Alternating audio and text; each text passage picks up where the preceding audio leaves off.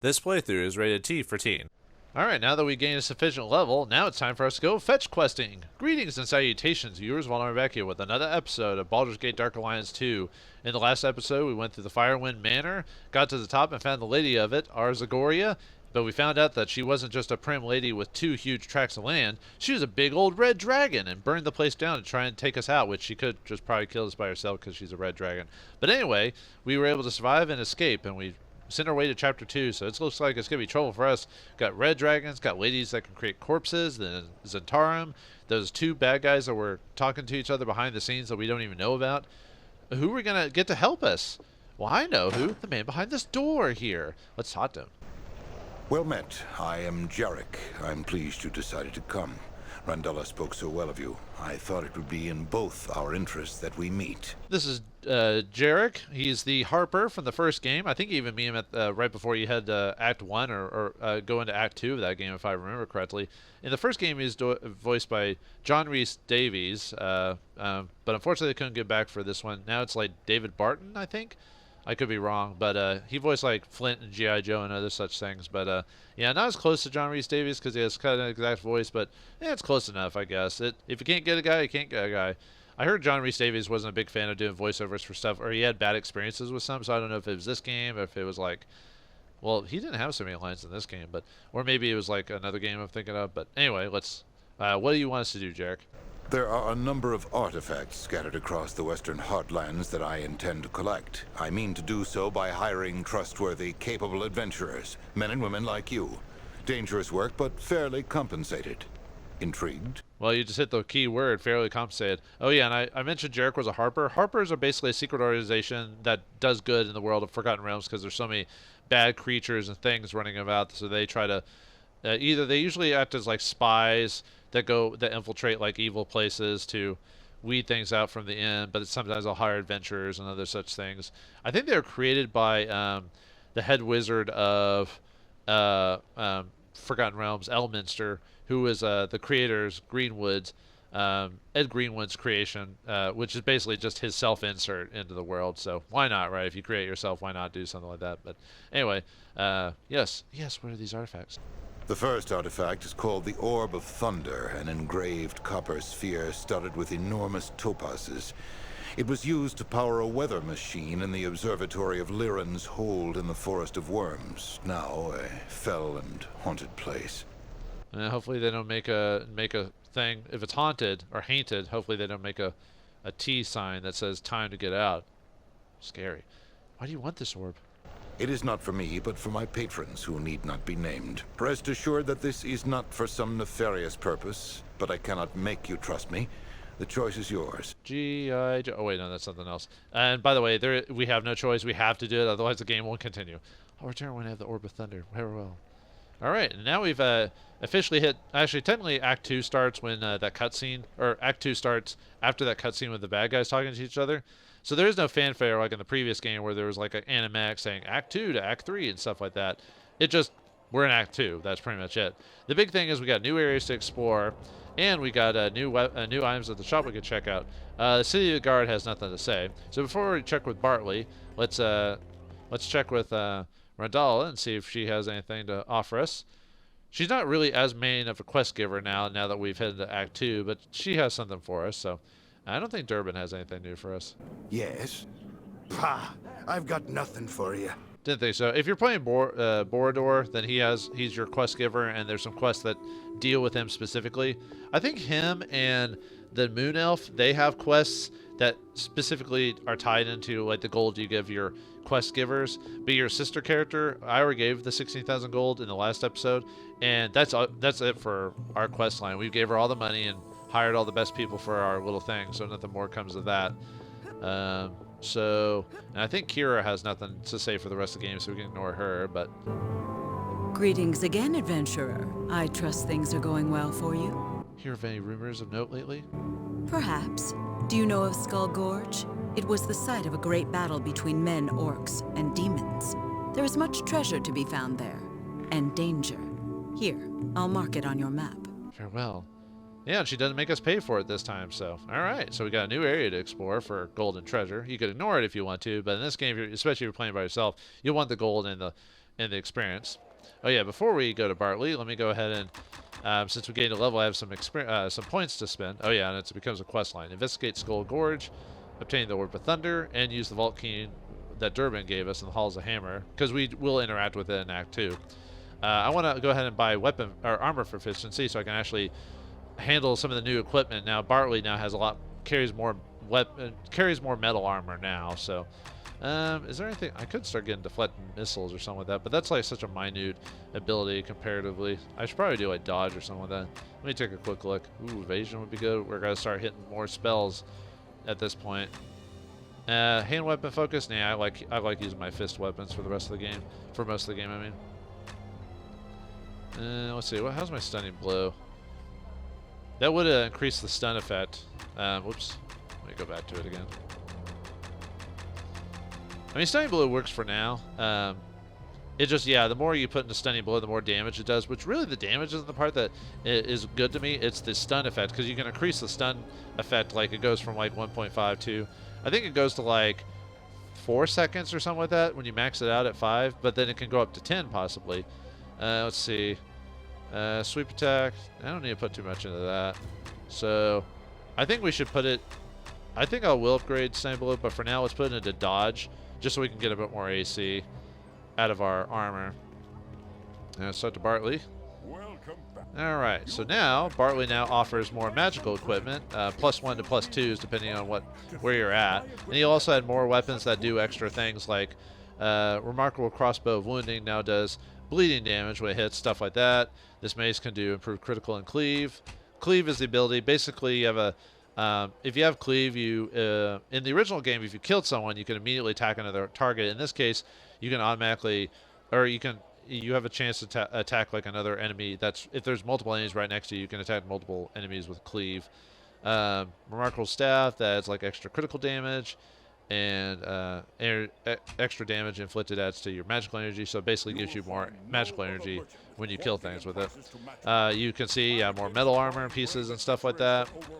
I can now buy healing potions and rejuvenation potions, and he has more magical items. And now he finally has rune stones and gems he can sell now, so now you can customize your equipment more. Unfortunately, unless you're Baldur, this can get very expensive, because at least Baldur, when it comes to weapon upgrades, he can reduce the cost. If it's upgrading armor, it's the same either way. The one section up ahead, you're going to need fire weapons. So for most people, you might want to buy a Jacinth and a runestone and maybe something else to give one of your weapons the fire tribute. Luckily, as the monk, all I have to do is buy a set of gloves or improve my gloves, which luckily Bartley has one, which is the flaming studded leather gloves, which will give the fire condition 1d6 fire. So I want to buy that. And since we have the money, I want to go and buy this scale mail, which is Fey scale mail, which adds plus 10% magic energy and 30% to weight. So the reason it's that much, and plus 2, it's got, see, I'm trying to remember how many runestones you need to get to level 2. I think you just have to put 2 at level 2, but after that it goes up exponentially.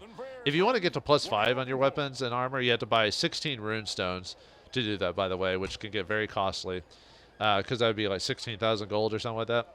But the reason it's so much weight reduction and magical energy is it's got the emerald gemstone attached to it, and the 2 rune stones, and every level, like plus 1, plus 2, plus 3, plus 4, plus 5, increases the effect of the gem that's equipped into it. So if it's plus 2, it doubles the effect. So gemstones normally is plus 5 to magical energy and 50% less weight, but this doubles it.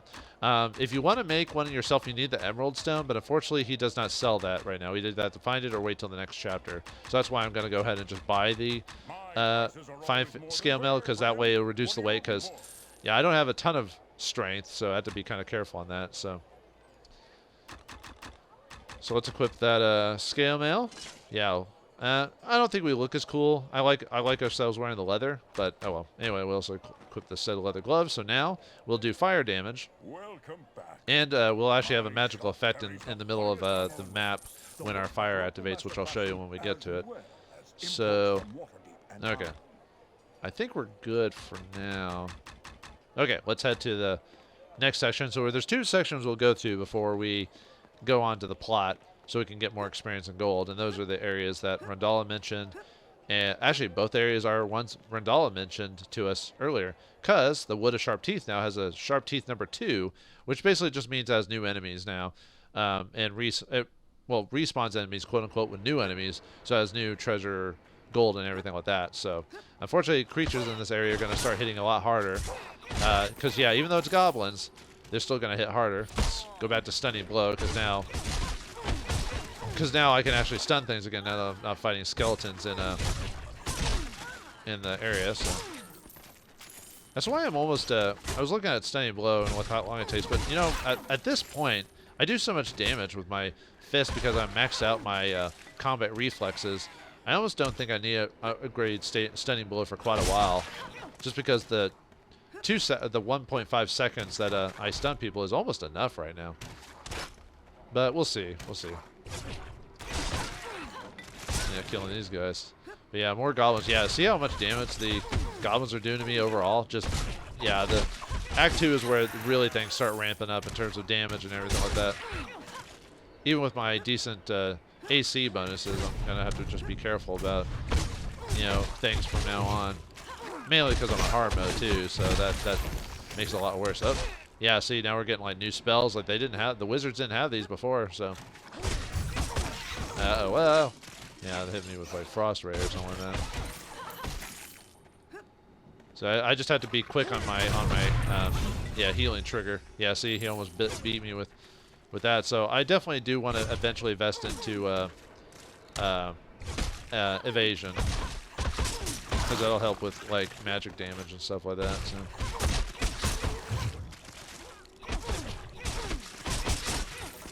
Luckily, it's just as long as you're focused and keep moving, we should be fine. And I will eventually buy more armor for my other body parts, but that's why I wanted to buy, or get the armor proficiency, because unfortunately, leather armor can only be so strong. You eventually have to get metal armor. That's just how it is. I mean, if you're playing on easier difficulty, you could probably survive without switching to metal armor, or wait till maybe you get higher drops, or customize your equipment. But unfortunately, at this point in the game, it's really expensive to do that. So unless you're playing like, well, quote-unquote New Game Plus. And New Game Plus, all that means is you start a new game and you import your old character into the new game. That'd be the only way to really like get a New Game Plus. But anyway, by that point, you might have a decent amount of money, and you can probably afford to like customize your equipment perfectly. So you can probably give yourself a bunch of leather armor and put 16 runestones in it and pay all that gold to upgrade it. But nah. Yeah, it is super costly to upgrade your equipment. So you have to really be aware of what you're doing and what you want to do with your weapons before you do that. That's why a lot of people just like buying the stuff that they need and not even messing with the customization. But I'd rather have customization than not have it at all. You know, it's just oh, we got new enemies here. Gnolls. They're another classic early game level, but in this case, they're the size of giants, apparently. If I remember correctly, in D&D, they're tall, but they're not that tall compared to you. I think they're like normally like 6 to 7 feet, not like, it looks like that those guys are like 8 feet or something like that. But yeah, they're bestial creatures. They're more like tribal in nature. I like using gnolls as if I want to do something different from the goblins or orcs of D&D. Gnolls are a nice little difference. Think of just hyenas that can basically grab weapons, and that's pretty much gnolls for you. Yeah, these suckers are huge. Or jackals or whatever dog-like creature that has basically can carry weapons, however you want to view it. Yeah, stunning is definitely going to be helping in the Act 2 because of the whole, being able to like not take all this damage. That's kind of how like the monk survives. A lot of Act 2 stuff is because she's able to stun most creatures. Undead are really the only thing I have to worry about. Oh wait, no, there's the map ends over here. Let me clean that out because it's the same map as before. All that changed is the enemies in it. It got changed out. Yeah, no more magic spells, jerk. Yeah, I definitely need to get into by evasion, so I won't take as much damage from possibly from magic spells. Although most creatures will straight out attack you or use bows and arrows, but it will become more common to see more magic users though, just because magic users in D&D most times by the end of the game, magic users end up becoming a lot more powerful than fighters. at least in most editions. I know newer versions, they try to give fighters, or they try to give fighters and other classes more stuff to do so that they're on par with magic users in kind of their own way. You know, I mean, magic users are still glass cannons, but still. I remember in certain versions of D&D, they kept the way that they try to equalize races or classes by just giving everyone magic, and that's pretty much it. I always thought that was kind of boring. Like, I like magic, but shouldn't everyone kind of be powerful on their own without without magic being forced onto the character? Like, what I mean is a spell list. You know, like a lot of classes would basically be given spells to cast at higher levels, and some people just want to play D&D, want to just hack and slash at stuff. They don't want to like cast spells. I mean, I like being the wizard because that's just how I play, but there are a lot of people who like just playing barbarians and fighters when they play D&D because they just want to kind of kill monsters, you know? That's reasonable. I mean, sometimes I like playing fighters, but I'll admit, every time I end up being a player, which is very rare, I'm what they call a forever DM, which means 9 times out of 10, I'll be running the games and not actually playing in them. Because most people don't actually like running D&D, they like playing it. So people like me are kind of like a rare breed that actually like running the games as often as I do. And unfortunately, it means I have to kind of sometimes I have to hold off telling people about my hobby. Because if you tell people you're a DM and they want to play, man, they will not let off. They'll want to like join your game and all this other stuff. And I wouldn't say harass, but sometimes it gets close to that. And I'm like, man, I'll invite you if I want you, but don't, you know, just kind of leave me alone.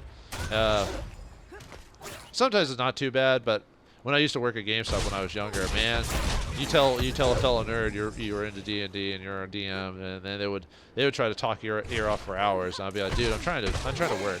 Although nowadays, obviously, from what I've heard about, you know, I don't want to date this too much from what I heard from GameStop. It's, you know, I would try not to do work because just how happy of a company they are. So they weren't that great even when I worked with them though, so that hasn't changed that much. But wait, did I? Oh, I must have killed you from the fire damage. But yeah. So yeah, forever DM here. So person who actually likes running games. I'm not saying I'm good at it. I just like doing it. Something about creating worlds and interacting with people and, you know, choosing their fates as the DM and all that other fun stuff. You know, doesn't have to be Dungeons & Dragons though. It could be any gaming system. GM, Game Master if you want to be generic. You know. Okay, so we're done with that. So yeah, all you do is just clear this out for money and gold. So let's go back to Baldur's Gate. Sell that stuff, and luckily when you enter town, you immediately drop right in front of Bartley here, but you still have to run outside the same way. So Welcome. and let's sell the stuff. I have everything you need right here. Let's see. Yeah, I got some diamonds, but those are usually for disruption, so I don't need that. And I don't need flawless rings because all that changes is the value of the item. It doesn't increase their. Potency. It does on weapons and armor and stuff like that. It actually increases like their stats and what it affects their abilities if you have higher quality in those. But gems, boots and rings and amulets do not change even if it's flawless or fine, so it doesn't really matter. So I would sell those just for the straight up cash. Let's see. Yeah, we don't need short swords. Ooh, flawless staff. Let's sell that. Or let's sell the previous. Let's see. Armor. I don't want to wear shoddy equipment if I can help it. Ooh. Superior chain boots. They're heavier. Oh, not by much either. That's nice. It's a good find. Ah, remarkable padded armor. But I already bought the Fey thing, so now let's put those boots on. These boots are made for walking, baby. That's just what they do. Oops. One of these days, your boots will walk over you. I will eventually mess with more customization, but I kind of want to get like a lot more money and everything with that over the course of the game. So, although usually the game, except on maybe extreme mode, drops some stuff that usually works for what you want. So, all right, we'll do Lyran's Hold for eventually, but not right now. We're gonna do side quest stuff first. So let's go Skull Gorge and see what's there. Ooh, scary. Well, it is called Skull Gorge, so. Oh, we got goblins. Yeah, we're still gonna fight goblins for a little while. We will eventually start getting more powerful creatures, though. So, stun you, stun you. It's nice not having to fight undead, so you can actually stun things. Ooh, that DOT, man. It's got actually. Oh, I actually didn't mean to go inside the Goblin Caves yet. Whoops. I wanted to check outside first. We will eventually go in the Goblin Caves. Mark my words. But we want to clean out this open area first before we do that. Oh, got an armor. Want to sell that. Yeah, let's kill some goblins. Hello, goblins. Oh, stay away from the ranged dudes. I will eventually invest in the deflect missile item because we are gonna, you know, now that you guys are doing, archers are doing more damage. I definitely want to have an ability to deflect them if I can, not to take that much damage from them. You know. But unfortunately, I have so few skills and abilities at a time. You just have to choose, man.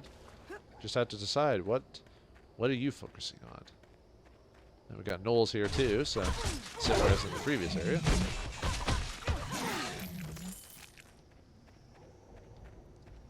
That little cubby. Anything over there? Nope. Okay. Come here, bad boy. And just smack those guys down. Sit down on the ground, you worm. Ooh. No, thank you. Yeah, more gnolls. Yeah, I like using gnolls just because they're slightly different from the bestial nature. They have their own, like, you know, culture group and stuff like that, or at least the people who wrote their monster entries for. So changes it up from like goblins and how they act and everything like that. So I guess we could go back first and over here. Nope, nothing over here. Nothing. Nothing, honey. And we'll stay on this side first and clean it out. Oh, did we just pop in on a gnoll taking a bath? Splish splash. No, it kind of looked like it just because of the water and everything like that. And just wrecking these guys. Well, mainly because we maxed out our unarmed attack and everything like that. So, see, there's a save point there. Yeah, it helps that they can't fight back when you stun them. So, I don't know. It almost makes me feel like the monk is kind of OP in a way, just because of that whole stunning thing. But then again, she can't do it to undead, so that's the bare point. But most enemies in this game you can stun. So alright, let's go this way first. We'll eventually go into those caves. The Cave of Wonders. No, Goblin Caves. You know, goblins aren't very creative when it comes to their names, to tell you the truth. Just something about it. The fire definitely helps. Oh yeah, and the reason I want fire elemental is because there's a monster in here that's affected by fire. I mean, you probably want an elemental weapon anyway at some point because of the extra damage it gets. But you know, there's certain enemies like in D&D that are only affected by certain elements or can only be defeated by certain elements. Although that's very rare in that case, but in this case we want it because it helps with damage. Oh, we got Gnoll Cave number 2. So we have multiple choices. Choice number 1, choice number 2. Man, it's so dark in this area, you can barely see anything. I guess I could turn up the brightness on my setup, but yeah. I should save it though. Yeah, let's go and save it. You never know. Like I said, the game is starting to get a little bit tougher, so you have to be kind of careful with just instant, like maybe getting someone getting a good crit on you, and you're like, ugh, you know, that type of thing. So be a little bit careful because you might accidentally just get killed without realizing it. So you want to save on a pretty regular basis if you can help it. I mean, you should always be saving, but you know. Unless you're playing on normal easy mode, then you probably won't have to worry about it too much. But I like to live life on the edge on hard mode. I don't know why I punished myself like that, but you know, I was able to beat the previous game on it, which I chose probably the hardest class to do it on because the game kind of forces the wizard to do combat stuff to get into hand-to-hand combat, despite it not being her forte. Because otherwise, you know, she'll get destroyed if she doesn't have armor on it and everything like that. Even if you want to have her run around in her skivvies. Yeah, too bad you can't do that in this game. Can't keep people in their skivvies and run around almost in the nude. Man, there must be something wrong going on. She usually folds her clothes before she runs around in the nude. But yeah, I guess they were too. I guess they're too. They're too. You know, conservative on that matter. But that's fine, I guess. More gnolls in here. Well, it is called the Gnoll Cave, so if there was werewolves in here, I'd probably be questioning my sanity. I'd be like, why is it called Gnoll Cave? Guess we could go back the other way too. You found a decorative stone. The Gnoll dropped this decorative stone. While not a magical gem, the precious stone is carved in the likeness of a reptilian eye. Ooh. I wonder. Cave of Wonders. But what does it do? Actually, is it in our inventory anywhere? Why it isn't? So it's just a story item. Those things are terrible. We always want an item that's useful. I mean, who really likes story-based items? Honestly. Nah, they're fine. It's just usually if you get an item, you always want it to be something special, so something you can use it. Very rarely do games do that. They'll give you an item, but then they won't let you use it, like in the game or combat or something like that. Just a very rare. I'm trying to think of a game that really does do that. They give you a story item that actually does something. Whoa, there's a troll there. Yeah, those are trolls. These guys are very heinous in D&D. Because one of the things is that they regenerate really fast, and the only way to beat them is to like douse them with fire or acid. So in this game, not so much, but they're definitely affected by fire. This is why I wanted fire or acid in this case. So, but we can still stun him like everything. Yeah, see his that green thing? It means he was healing. So that's why you want to. Ooh, what's this? Dragon Isle. This is a very old Dragon Isle. There's a decorative stone in one eye socket, but the other socket is empty. You place the decorative stone in the empty eye socket and suddenly hear the sound of a grinding rock in the distance. But yeah, we wanted to do this so we could beat that troll. Because yeah, he has a thing where he auto heals just naturally, and so having a fire is supposed to offset that ability. But we killed him so quickly, so if we were playing probably like the elf or something like that, we probably have the moon elf. We probably have a little bit more trouble. Maybe like the same with like Bord or Alessia. But if we were playing as Dorn or the Drow here, we have a bit of an easier time, especially if you've been building up her monk-like abilities. So yeah, I said there's a grinding rock around here, but where is it? More trolls, and you die like everyone else. Oh, did you see me hit like 100? Man. Of course, it helps that my strength has gone up too. So no, there's gems and all that over here. Oh, I was about to say, where's the ooh, remarkable helm, bastard sword, iron shield. Ooh, jet, nice, jet. I forgot how the song goes actually. Jets, jets. As I stun you. Jeez, 109 damage, dude. We're just wrecking these things. Man, it feels so good to, even on hard mode, to just be able to wreck enemies and stuff like that. Alright, I think. Oh, just another gnoll. We fought trolls. Pfft.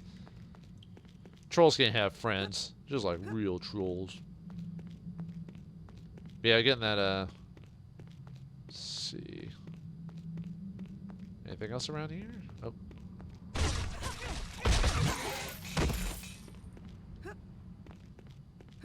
I think that was. Oh. Oh, there we go. There we go. There's some treasure over there. Just trying to see if there's. That was the way. Yeah, that was that direction. Okay, cool. Just making sure. Yeah, I believe I think it was this section, one of the two that opens up when you put the eye socket in there. So. Ooh, got a lot of gold, a great sword, which we'll sell. Nice. Okay, I think we're done with this area. Unless there's something else like we ran across or whatever. Let's see. I don't think so. I think we can just straight up leave this place. I mean, we're still not done with Skull Gorge because we have to go. Okay, we're done, yeah. Just making sure I didn't miss anything extra. after putting the thing in the eye socket. Yeah, we got those nice items and the treasure there from putting the eye in the eye socket. So now we just need to go in that goblin thing. But yeah, that's the main reason why I want to get the fire gloves is because of those trolls there. Which, you know, we might have been able to kill them without that, but it's hard to do because, like I said, trolls regenerate naturally in this game. It's similar to their D&D counterparts. I think in later versions of D&D they made it a little bit easier where you didn't have to have fire to completely destroy them. You just had to do enough damage to them, which I think is kind of boring. I noticed in later editions of D&D they almost seems like they were making enemy encounters. They try to make them easier, just in general. Like, because back in D&D, there were so many things that, like, would just insta-kill you. Like, or do, like, a ton of damage, even at early levels. And I kind of miss that type of challenge. But then again, I guess you could play whatever version you want. So if I really want to play that way, I'd play first edition instead of more modern versions. But I don't know, when you have people that don't want to play older versions, like most people I know now don't want to play the super difficult versions of the old ones. You know, they like playing a little bit easier mode. So I guess when you hit a certain age, I guess it makes sense. You just want to have fun and not like worry about like stressing out too much if you're having an adult game night or whatever. You know, that doesn't sound as vulgar as you think it does. God, archers everywhere, man. Ooh, ow, ow, ow, ow, ow, ow, ow, ow, ow, ow. Back off. Come this way, my friend. Your pathfinding's broken.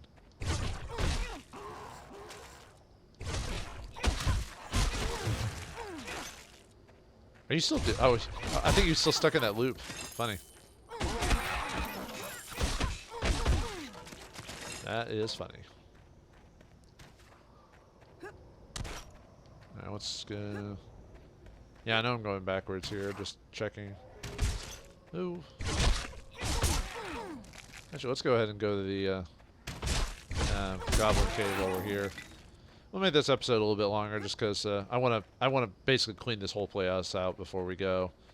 So, and since we didn't get much story out of the way, don't worry. Next episode we'll get back to story. Well, story-ish as much as this game is concerned, because you have to go through sections, then a little bit of story, and then back to hack and slash, because that's what this type of game is. So.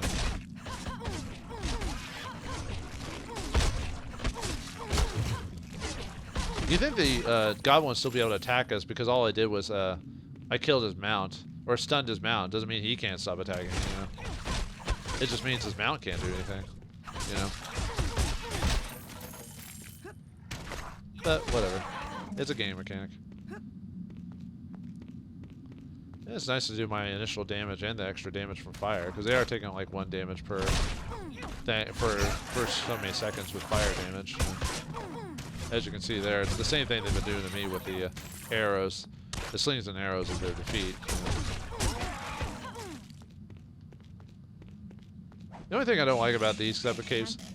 Really? Huh. Well, let me go sell it. Oh yeah, I guess with the whole, you know, wearing heavy armor now, I've got less room for stuff now. I guess I could sell my rejuvenation potions. I'm not really using those as much. Because a stunning fist doesn't cost too much to do, so I can just sell those to keep my weight down a little bit. Because yeah, like rejuvenation potions like use up a lot of weight. It's like 1.5 thing per one. I could sell some of my recall potions since I'm not recalling as often. Let's see. Oh, we got Lesters. I'm just gonna sell Lesters. No reason to keep those. Okay. Oh, I could probably sell one of those rings. I don't need multiple ones. No, we don't need the padded armor. Half plate, not yet. Eventually, but I'll wait till Act 3, because at that point, then we'll... see, get there. Oh yeah, grand. Yeah, I was just looking at my helmet. Not using shields. The work of local master craftsmen as well as imports from water. Yeah, we're good there. Okay. Back to the land of plenty, where we can kill a lot of creatures. Yep. There we go. Yeah, I hate how little caves like this actually don't have like a map making feature. as you can see there, just it's kind of open. So what's in here? Gold, gold, scale mail, stuff like that. Nice. Probably end up selling it because the monk needs no worldly possessions except for adventuring monk. Actually, there's a feature, I think it was in 3.5 edition D&D called Vow of Poverty, which basically, as long as you didn't take any magical items or carried gold, or I think you could carry some money, but it had to be very minimal, like just enough to live off of, like food, and for enough for like food, barely, you know, that type of thing. I don't know, it was very minimal. I think you had to carry less than 100 gold on you or something like that at all times. But anyway, you get like major bumps to your stats at every level if you took it, because you had to make up for the fact that you couldn't carry magical items. So you had to do something. So that was one way too. Whoa, a lot of wolves in there, man. Die. Just yeah, I could sweep kick it, but you know. Whoa, I don't know what that beat. Oh, he healed him. I was like, why did it go all bright green for a second? But yeah, he cast a heal on it. Or cast Cure Light Wound, something like that. Because green means you've been a healing effect has occurred. There we go. Yeah, this big room was just a slaughter zone right there. You will all not come out of here alive. Yeah, I don't need to save the game. I mean, I should, but I've been doing pretty good without having to. At least in this place. Maybe the official story area I'll have to, just because that's a new area.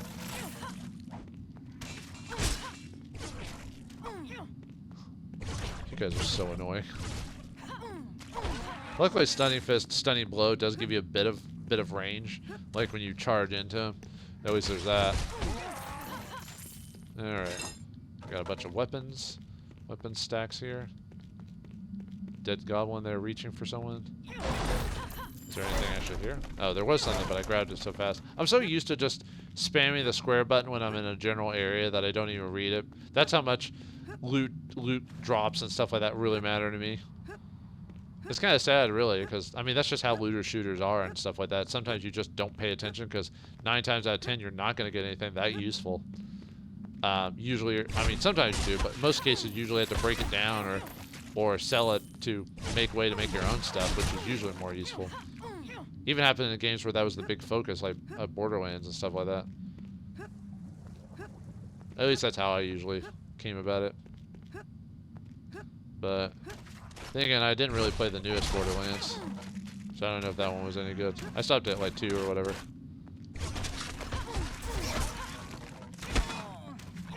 I don't know why, I just wasn't interested in the third one for some reason. Couldn't tell you why. Then again, that's been with me with a lot of games recently. I've just been like, kind of zoned out on a lot of them. Like a lot of them don't appeal to me anymore. At least a lot of newer games. Then again, it saves me a lot of money if I don't have to buy like new games every other minute. Like before, I used to buy games every week, even though I wouldn't be able to get to play them for like months because of my schedule. And it's still the case. That's probably why I've been playing so many old games. I'm like, well, now I finally get a chance to play these old games that I've been stockpiling for years. And yet here I am recording games I played like a long time ago, like Baldur's Gate. But I don't know, I like doing this. You know, it's fun. It's fun. Fun escape time. You know, fun hobby. I do see it as a hobby doing this. Yeah, die, wizard. Man, you got a lot of HP. I did more damage to the trolls, but that's because they're weak to fire. So, okay, I think we're done with this little joint. I think we can leave. Then we can finish off the area. Yeah, I know I could sprint. I don't want to sprint. All right, let's go back to the gorge and finish this place off, and then we'll call it there. Didn't expect this episode to run so long. Maybe if I didn't take so long during that like intro bit, you know, I probably could have got this place cleaned out a little bit faster. I'll try to be a bit more efficient. I mean, I'm doing as much damage as I could for a person at this point in the game, so it's not like I'm not trying to do enough damage, you know. It's just you know, these guys are hard mode, so they have a lot more HP. But I try to make it as easy as I could by playing the monk here, so.